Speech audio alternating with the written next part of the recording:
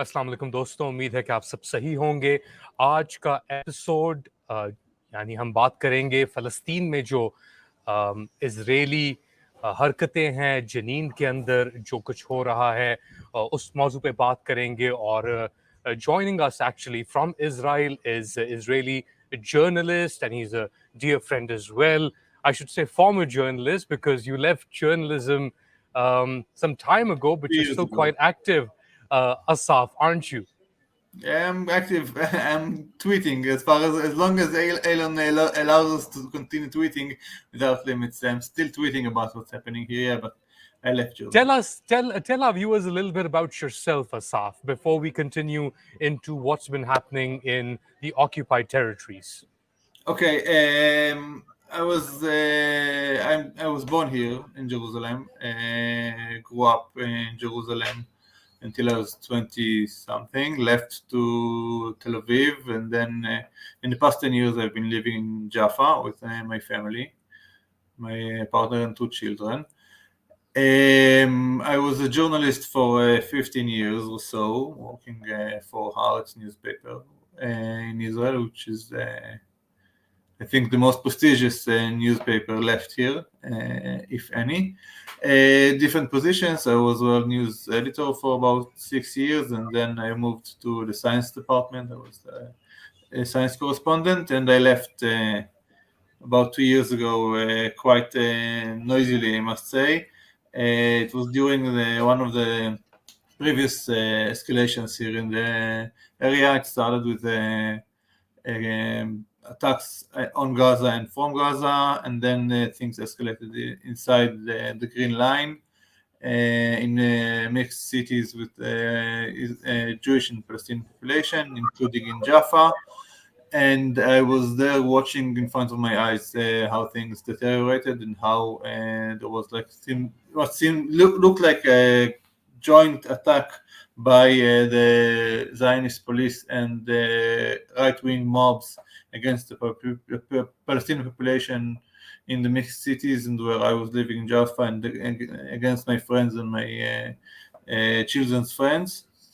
And I was trying to convince my editors at Haaretz, who's supposed to be the left-wing newspaper, to report about what's happening, and they refused. So I quit, which is kind of unique in Israel, because usually Haaretz is being considered very left-wing, and I left Haaretz because it wasn't left-wing enough for me, which makes me, I guess, a bit odd in the general population here. Kind of So tell people. us about that. How does that make you different? Because you're in the minority, essentially. Yeah, I think that things you need to understand about Israel is after 70 more years of oppressing Palestinians, the country that started with ethnic cleansing of hundreds of thousands of people. People here are their perceptions, the political perceptions are very distorted. I think that what is considered the radical right in Europe is sort of mainstream here, and what is radical right here is like extreme crazy ass rednecks sitting in a basement somewhere everywhere else around the world. So being left wing, I'm not that radical, I must say. I'm not an anarchist or anything like that. I don't think we need to destroy everything. I just think that the Zionist regime is an oppressive, racist regime that needs to collapse as soon as possible. And it makes me, I guess, a small minority here in this extreme. According to the new definition or recognized definition, that means you might be anti-Semitic Yeah, if you obviously. criticize Israel. Yeah, for saying that Israel is an illegal entity, for saying that Israel is a racist regime. Yeah, I'm defined as a not anti-Semitic because I'm Jewish, so it gives me. Yeah, the latest updated IRHA definition of what is anti-Semitism is like another tool by the Zionist propaganda to prevent rightful criticism against its actions. I think that today I can safely say that the greatest source of anti-Semitism and the greatest threat to Jewish lives around the world is the Zionist regime. It is the greatest cause of any mishaps that happen to Jews anywhere.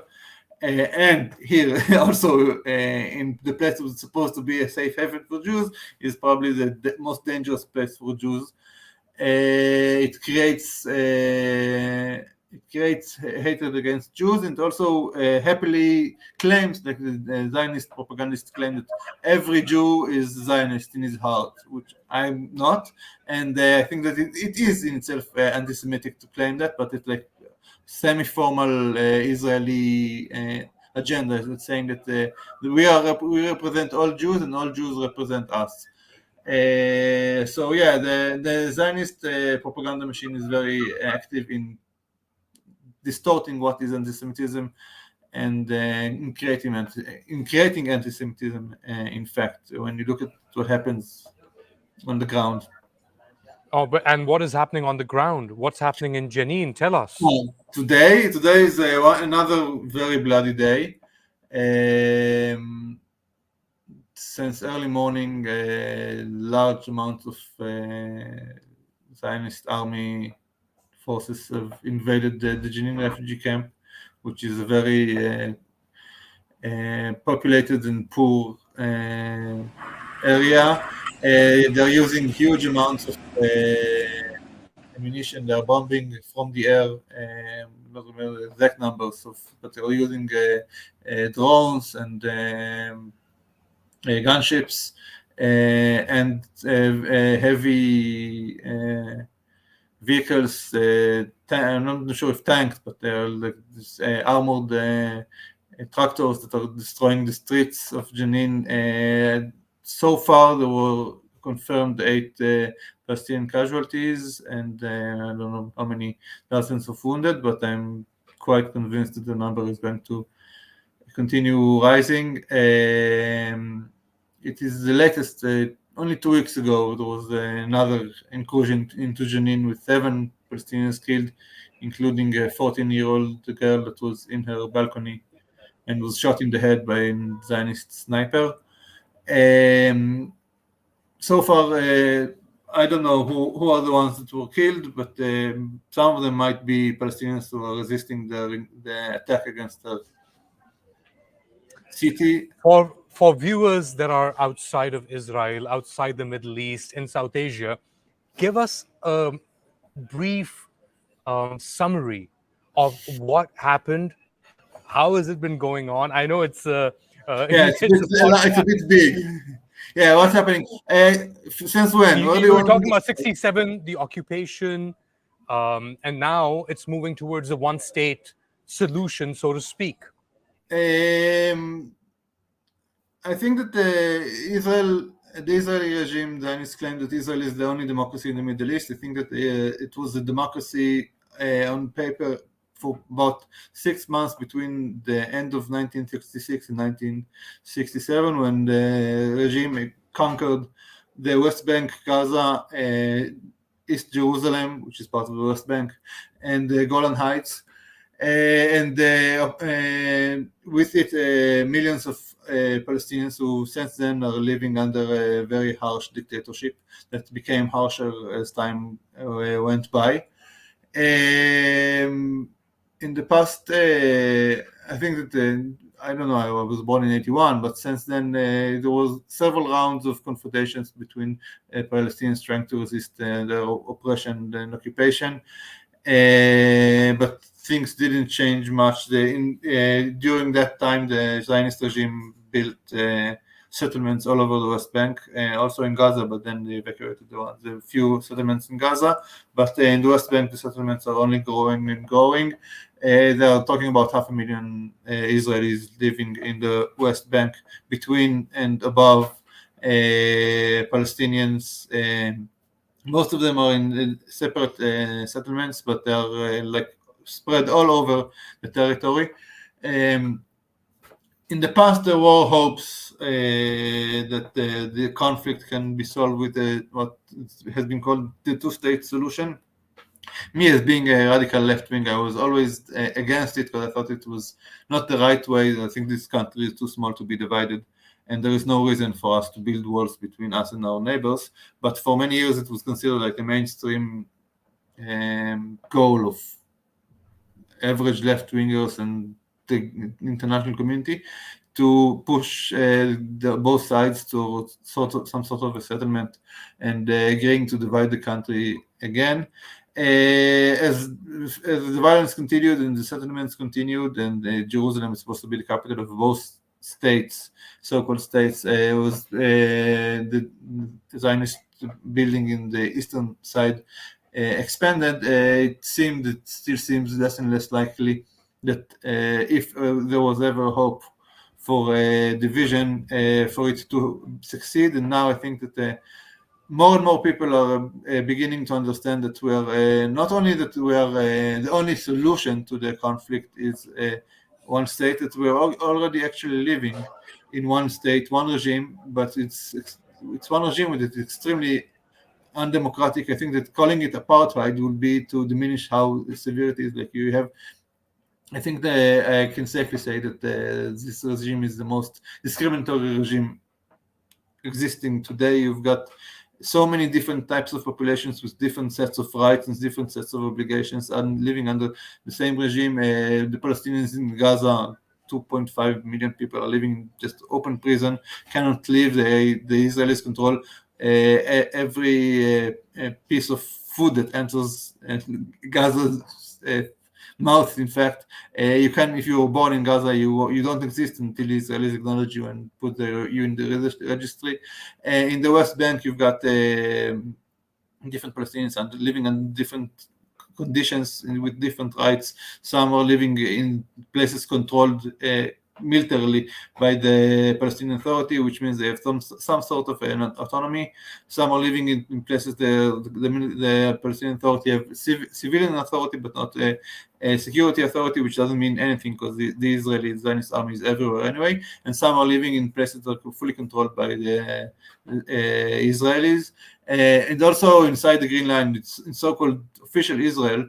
Also, you've got like different Palestinians with different sets of rights. This is the regime. This is what it is. The only thing that's left now is to fight for making it democratic. Well, let me play the devil's advocate. Yeah. Let me play the devil's advocate for a second. Israel says that it is a democratic country, that it is a democratic country which is trying to preserve a Jewish identity because of what the Jews have suffered throughout history, including the Holocaust, when over 6 million Jews were killed by the Nazis across Europe, and that the creation of Israel was a chance at a new start. And that all of this area, including the occupied areas, have a 4,000-year presence of Jews. They call it Judea and Samaria. They don't call it occupied territories. And they say that these Palestinians living in these areas are in fact Arabs. They're Jordanians, and they should go back to Jordan. They were born here. Their parents were born here, and the grandparents Yeah, were but born they here. are Arabs and not Palestinian. They Okay, say there's nothing like Palestine. my great grandfather was also born here, and he was Palestinian. He was a Jewish Palestinian. The Holocaust was probably the biggest crime in human history, but it doesn't justify continuing other crimes. It doesn't. The fact that the Jews need a safe place to be, that's true, but it doesn't mean that they can. First of all, it's not safe. I'm not feeling safe. I was inside a bus that exploded. I don't feel safe here. Nobody is safe here. And the fact that you want to have a safe place doesn't mean that you can destroy someone else's home for it.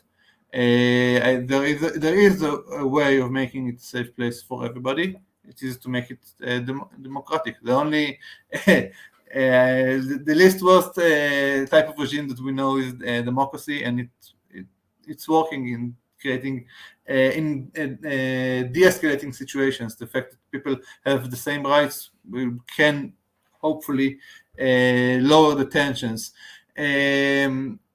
there is no democracy here. There is democracy for Jews only. There is democracy for less than half the population. Democracy for less than half of the population is not a democracy. South Africa was a democracy for whites. It wasn't a democracy.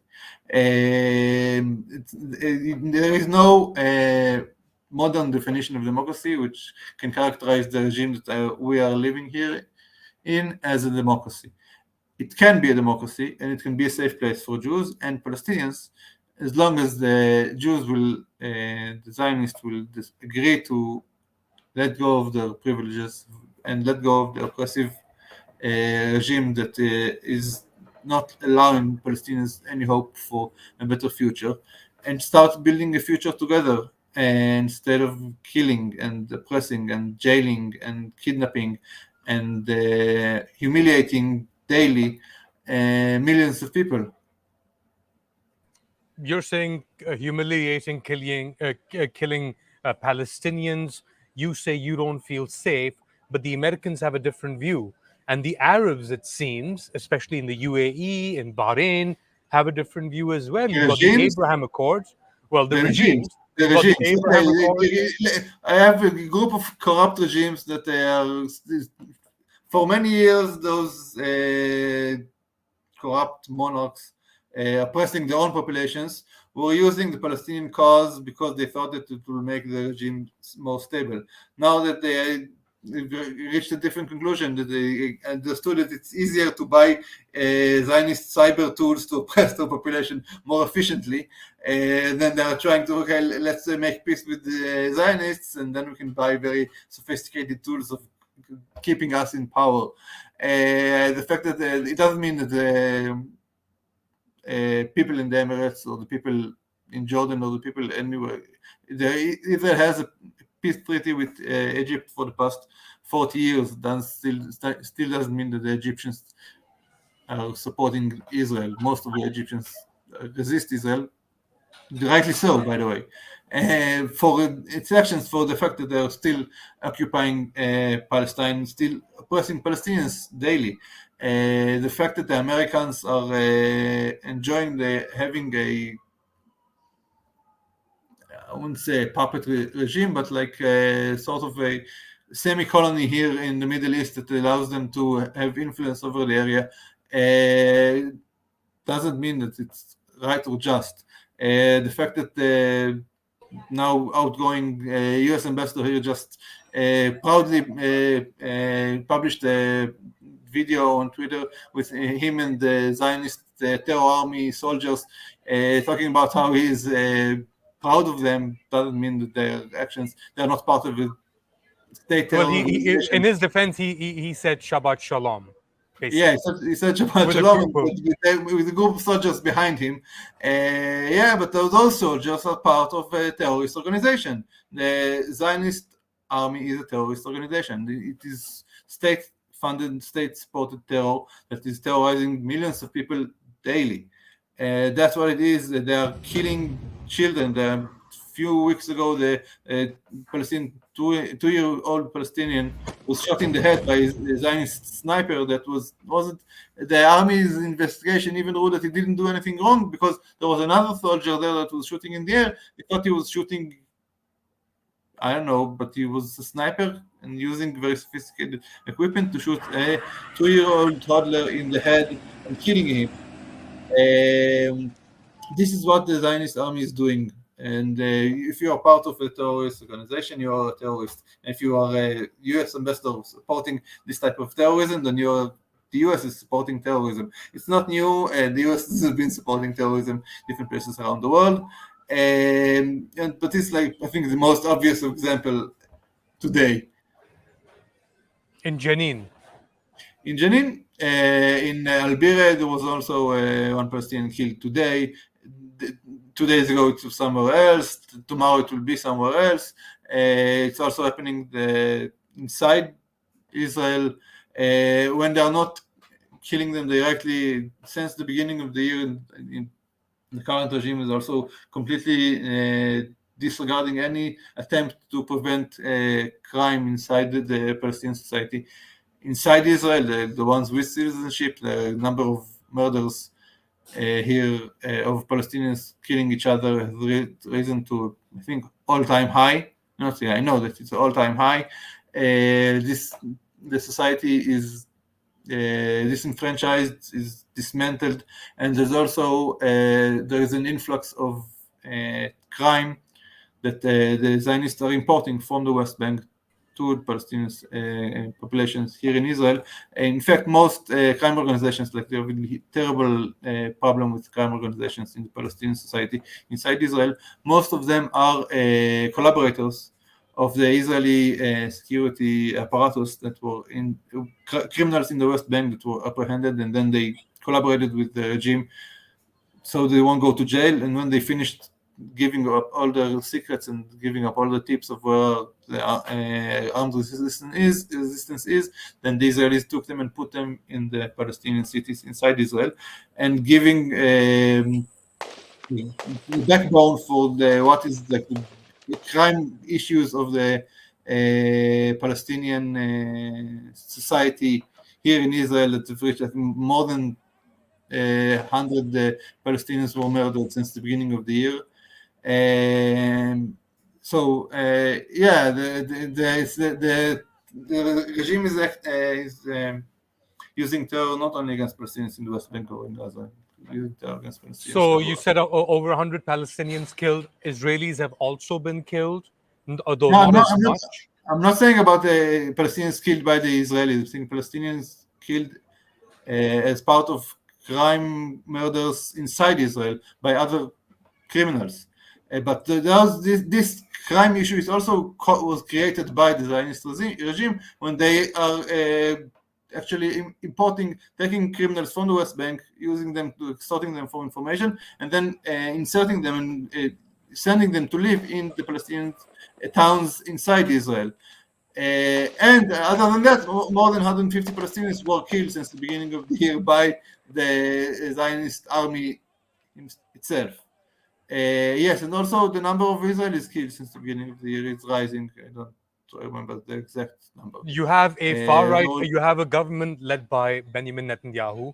You've got far right radical settler leaders like Itamar Ben-Gvir, like Bezalel Smotrich, who are leading critical security infrastructures now. Where is this heading? What are we looking at? Down. It's going to deteriorate. Things are not expected to improve anytime soon. That's true. I don't see how there's no good way for it to end. Hopefully, the world will understand that this regime is not sustainable, and will apply more and more pressure again for changing the reality here. Hopefully, are you sure? Will the world understand very quickly? I'm saying it quickly. It can take years and years. 5 years ago, I said it will take 20 years, which means I have 15 more years to go. I don't know. It seems the deterioration is accelerating. 3 years ago, if you would tell someone that Ben-Gvir will be in charge of the Israeli police, Ben-Gvir was a suspect of so many different crimes, including support of terrorism and more. And now he is he's like the minister in charge of the police. I think 3 years ago people would say you're joking. There's no chance it will happen. And now he is there in charge, and Netanyahu. Who are these people? Very quickly for our viewers, who is Itamar Ben-Gvir? His mother's from as an Iraqi Kurdish origin, they say. He's a settler. He's part of the Kahanist movement. Very briefly, tell our viewers about this Kahanist movement and Ben-Gvir, and who are these people? Itamar Ben-Gvir was his first call to fame is 15 minutes of fame. It was during the Oslo Accords, when there was huge protests against the Israeli government for talking about peace with Palestinians. Before the Israeli Prime Minister Yitzhak Rabin was murdered, Ben-Gvir was part of a mob that attacked the Prime Minister's car, and he was filmed with the symbol of the car that he was able to break, and he was, I think, 17 or 19 back then. Since then, he was considered one of the followers of Meir Kahana, who is, I think, how can I define him? He's like the ideological leader or the creator of the radical right-wing religious, ultra-racist, ultra-nationalist movement that was for many years defined, I think maybe still is defined by the US as a terrorist organization, and was also for many years defined in Israel as a terrorist organization. Kahana himself was killed by Palestinians in the US late 80s, or beginning of the 90s. Since then, Ben-Gvir tried to distance himself from this movement, but not really from the ideology behind it. I think that's how to. I think to sum it up, like I think this is. It used to be like in the fringes of the Israeli society, and also preyed on the weakest. Like they were always looking for street kids that had no home and no families, no support, and brainwashing them and using them for their hate crimes. This is where he grew up. He became a lawyer. He became a lawyer representing those radical right-wing attackers. He was representing many people who attack Palestinians. And then he became a politician, built a party. It took him a couple of years, and now Netanyahu has put him in charge of a lot of people with guns. Let's put it this way. We can be even more. Asaf, thank you so much for your time. It's an honor to have you. And I know you don't do this usually for just anyone. So I really appreciate you coming on the podcast and speaking to our viewers and telling us what it is like from the ground. Thanks again for joining us. Thank you. Bye-bye. Well, there you have it. Asaf रुनैल हमें बता रहे थे, सहाफ़ी रह चुके हैं Israel के अंदर, बड़ी गहराई से, बड़ी करीबी से इन्होंने देखा है वहाँ पे क्या कुछ हो रहा है इज़राइल फ़लस्तीन के अंदर जो ऑक्यूपाइड टेरिटरीज़ हैं। और अपने कमेंट सजेशंस आप हमें भेजते रहें और इंशाल्लाह हम आपके लिए और ऐसे मौज़ूआत के ऊपर डिस्कशंस लेके आएंगे और इस इशू को जो इज़राइल फ़लस्तीन में जो जेनिन में हो रहा है उसको हम बड़ी गहराई से फॉलो करेंगे। अपना ख्याल रखें।